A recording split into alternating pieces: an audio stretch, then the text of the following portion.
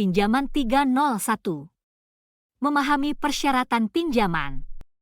Di sini kamu akan mempelajari istilah-istilah penting tentang pinjaman dan hal-hal penting yang perlu diperhatikan jika kamu harus mengambil pinjaman.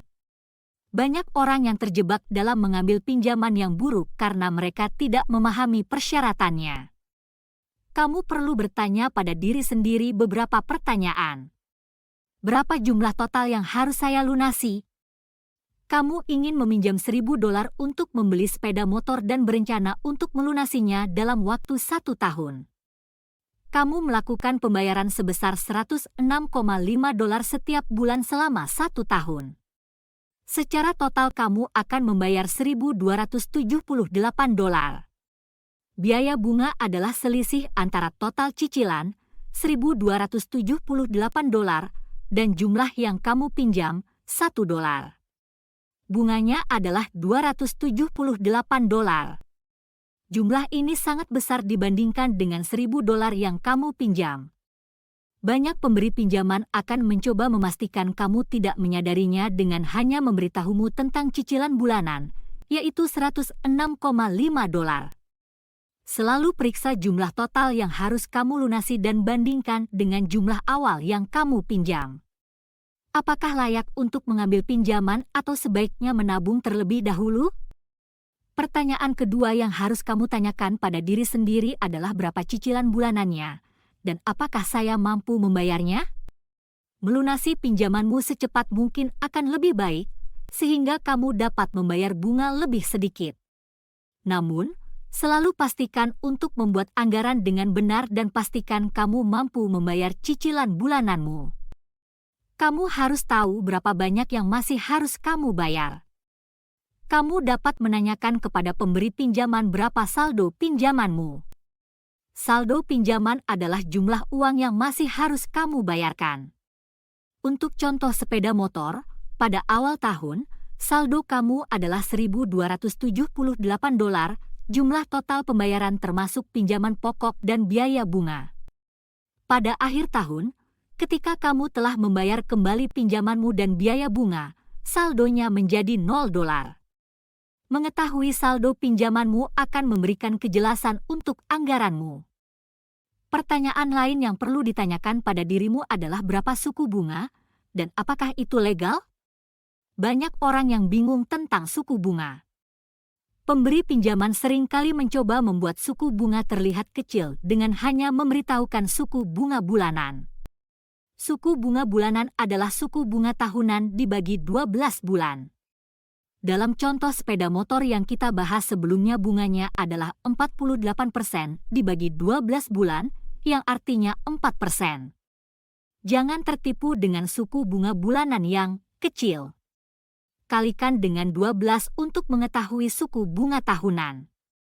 Bandingkan suku bunga tahunan dengan suku bunga maksimum yang legal di negara tempat kamu mengambil pinjaman.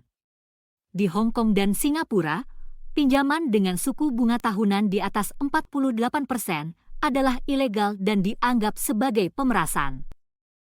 Kamu juga perlu memeriksa apakah ada biaya lain dan apakah biaya tersebut legal. Di beberapa negara, biaya administrasi tambahan dapat ditambahkan ke biaya pinjaman saat kamu mengambilnya. Berhati-hatilah, karena biaya tersebut mungkin ilegal di beberapa negara.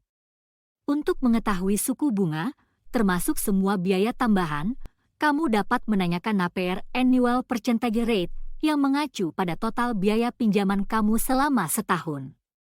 Saat membandingkan pemberi pinjaman, tanyakanlah tentang APR.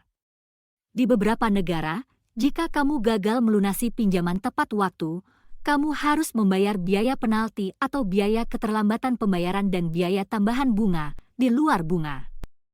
Namun, pemberi pinjaman seringkali membebankan biaya terbesar kepada kamu. Terakhir, satu istilah pinjaman yang ingin kami bahas. Sangat penting untuk mengetahui dengan jelas konsekuensi dari menandatangani sebagai penjamin atau saksi. Seorang saksi tidak memiliki kewajiban untuk melunasi pinjaman. Namun, sebagai penjamin, kamu berarti setuju melunasi pinjaman jika orang yang bersangkutan tidak bisa membayar. Hanya tanda tangan sebagai penjamin jika kamu siap untuk melunasi pinjaman. Jika rentenir meminta kamu untuk melunasi pinjaman salah satu teman atau anggota keluargamu, pastikan kamu menandatangani sebagai penjamin, bukan sebagai saksi. Banyak rentenir yang akan berusaha memintamu membayar meskipun kamu hanya menandatangani sebagai saksi dan bukan sebagai penjamin. Ada 3 hal penting lainnya yang perlu diketahui tentang pinjaman selain memahami istilah-istilahnya. Pertama, hanya pinjam uang dari pemberi pinjaman berlisensi.